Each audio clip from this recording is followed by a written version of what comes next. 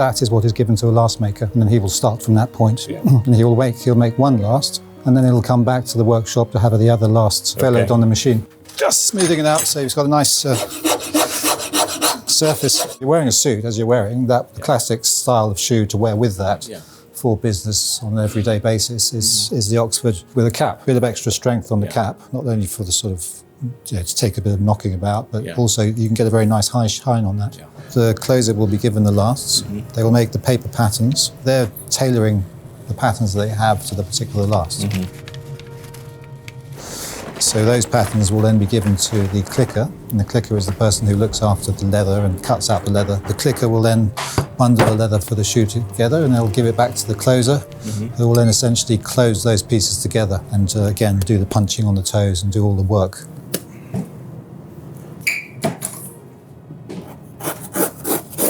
There we go. So this is the bundle.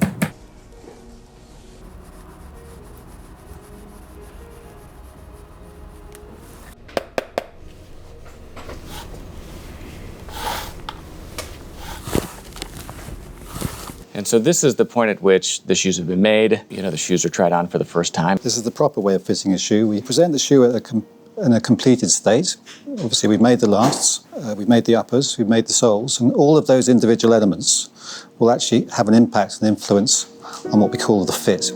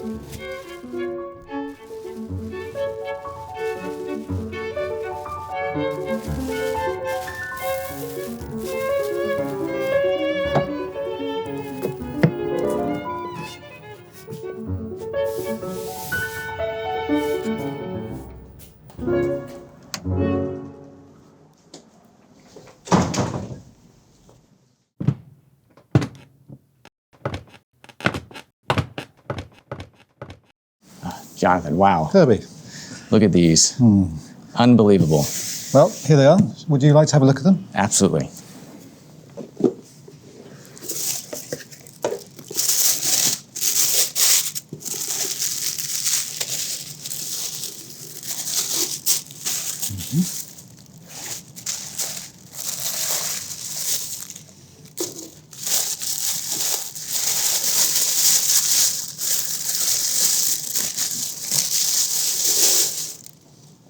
This one.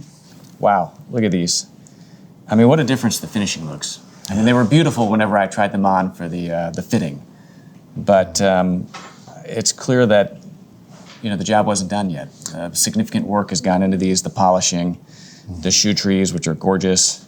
Well, let's say when you use a nice piece of leather, you really want to get the polish into that leather, which helps. It's like a cream polish, so it will preserve and protect the leather. This, use the cream and the wax on the toe, it gives it that depth. It gives it a depth which you don't have. Yeah, absolutely. I mean, one of the things I love about shoes, and especially you see it even more at this level, is the aggregation of all those small details that create something beautiful. I mean, this is really sculpture. I mean, the shape, the balance, the toe shape is really incredible. But even the small details like the fudging, the edge, the heel. You can see in your process right from the beginning when I was making the last. Again, I'm thinking about the impact that will have on the final shape. So you can see now the shape, the way that last comes through, and you can see obviously in the tree. And then with the making, again, you've got this detail, which again is part of the form of the last. So you get real proportion, the waist and the heel, everything sort of combines. Yeah. What are the details that, maybe, to an untrained eye you might miss, but as to someone such as yourself, I mean, again, 5th generation family member, really tasked with the responsibility of maintaining and really upholding the firm's legacy of excellence. What are the elements of the making and the craft that you look at whenever you're inspecting these shoes to know that it's been done properly?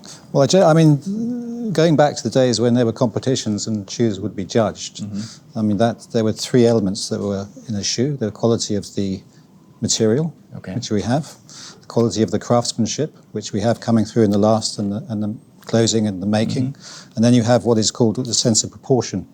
So visually, when you actually have the whole thing is finished, there's a sense of proportion to the whole shoe. So when I look at the shoe, I will obviously look at that proportion between the cap and the vamp.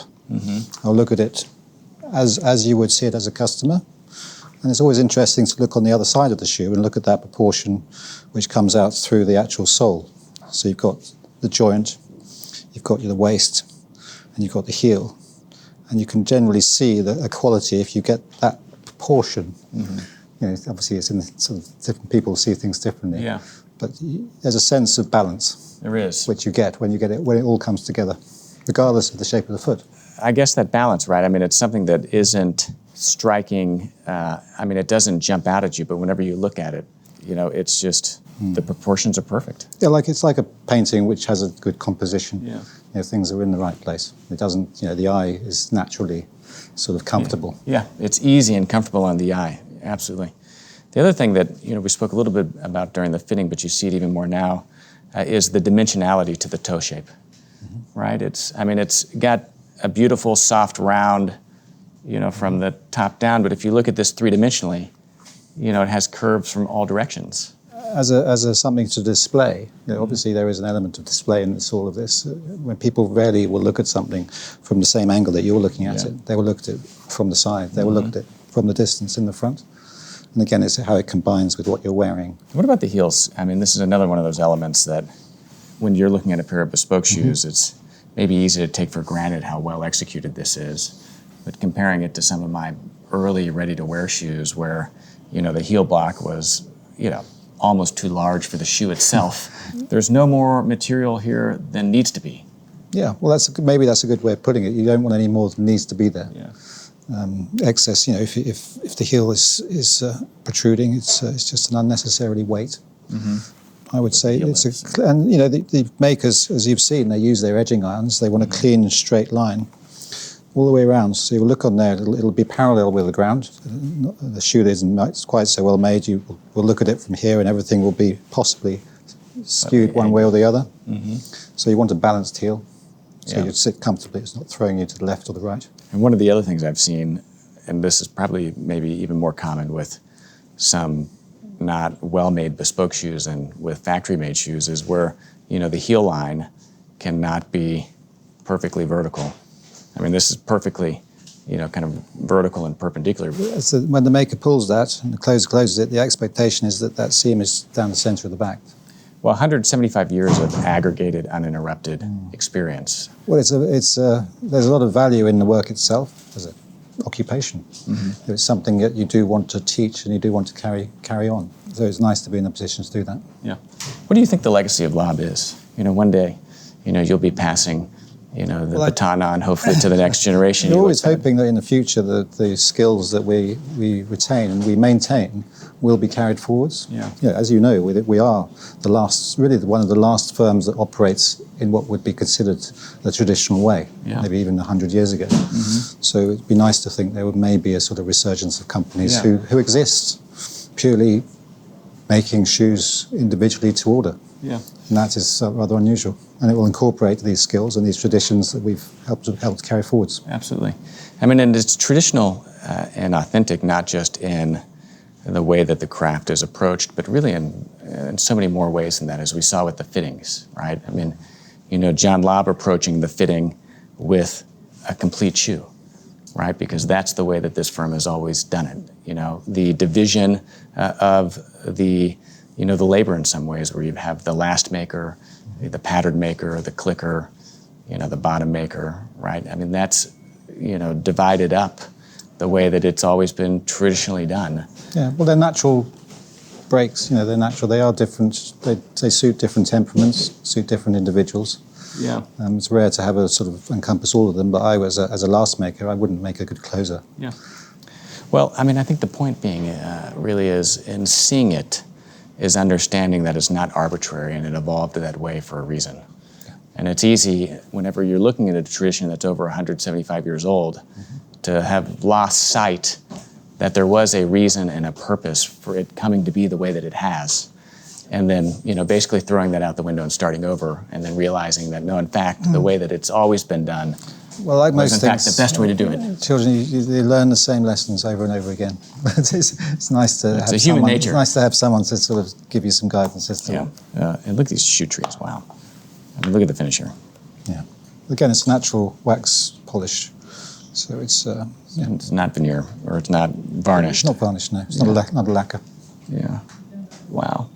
And again, perfect representation of the last, right? So this is... So it's a copy of your last, the shape of your last, which will help preserve and maintain that. To the highest level. Wow. I would expect them to see you through at least 10, 20, 30 years. So. Well, one hopes, and that's another, I mean...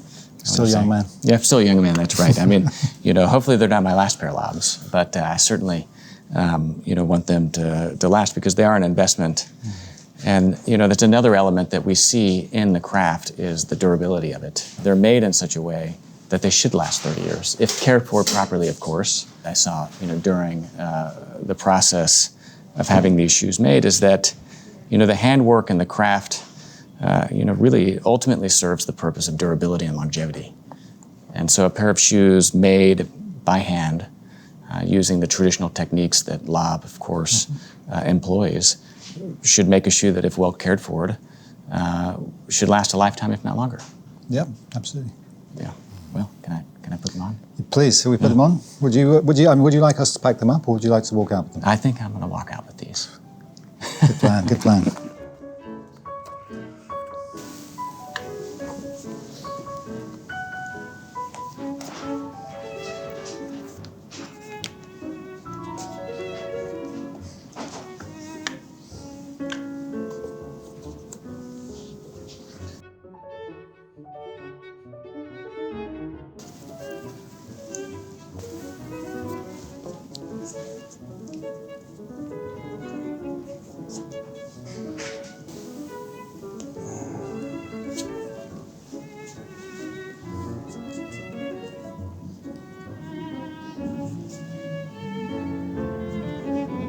fix it. Wow.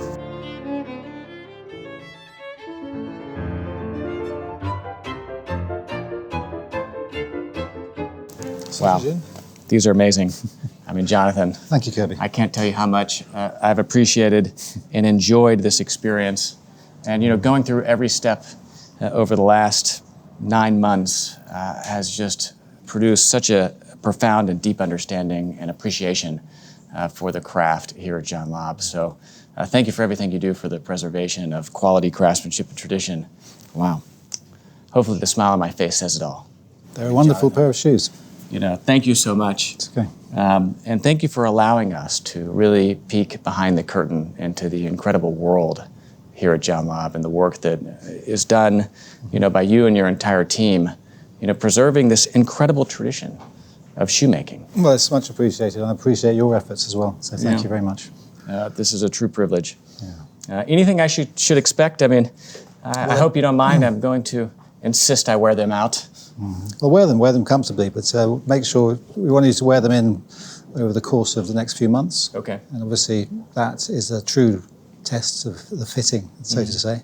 So we want to make sure you're comfortable, and any concerns or anything you might have, then come back. I think I'm gonna, you know, go for a nice stroll. In the West End. Yes, in the West End.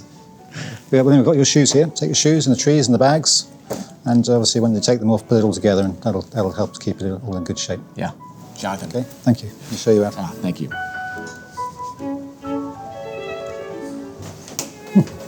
Thank you.